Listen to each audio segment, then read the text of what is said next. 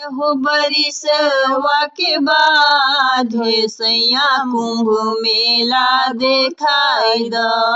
बारहो बरिसवा के बाद हे सैया कुंभ मेला देखाई द। मेला देखाई द पिया मेला देखाई द।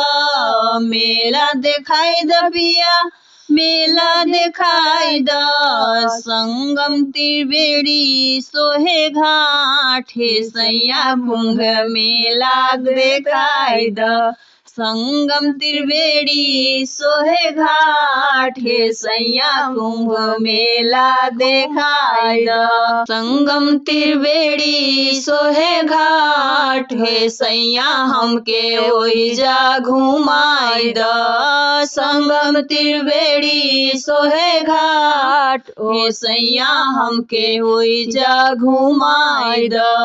बारहो बरिसवा के बाद हो सैया हमको मेला देखाई द।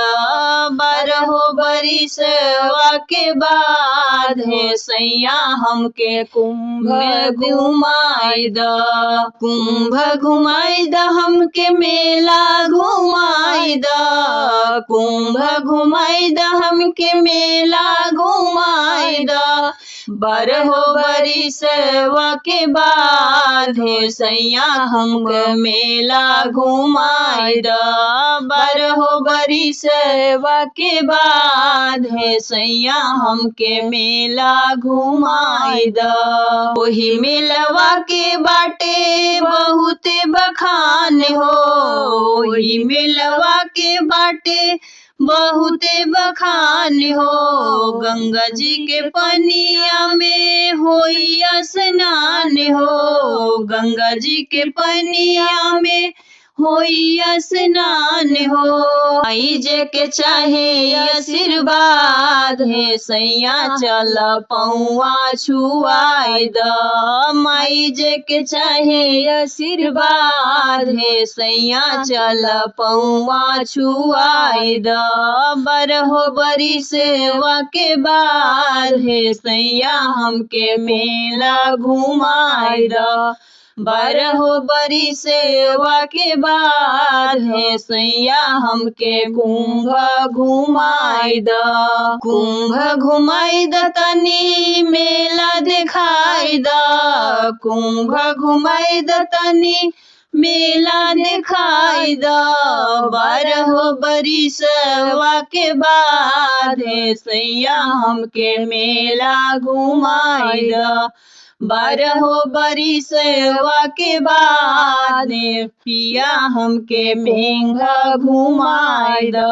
संगम त्रिवेणी सोहे घाट हे पिया हमके मेला देखाई द। संगम त्रिवेणी सोहे घाट हे पिया हमके कुंभ घुमाई द। ज्ञानी और जोगी जहाँ करते बसेरा। ज्ञानी और जोगी जहाँ करते बसेरा। साधु बैरागी जहाँ डालत डेरा। साधु बैरागी जहाँ डालत डेरा। संत समाजी एक साथ हे सैया हमके दर्शन कराई द। संत समाजी एक साथ हे सैया हमके दर्शन कराई द। दर्शन कराई द पिया दर्शन कराई द। दर्शन कराई द पिया दर्शन कराई द। बारहो बरिसवा के बाद हे सैया हमके मेंघा घुमाई द।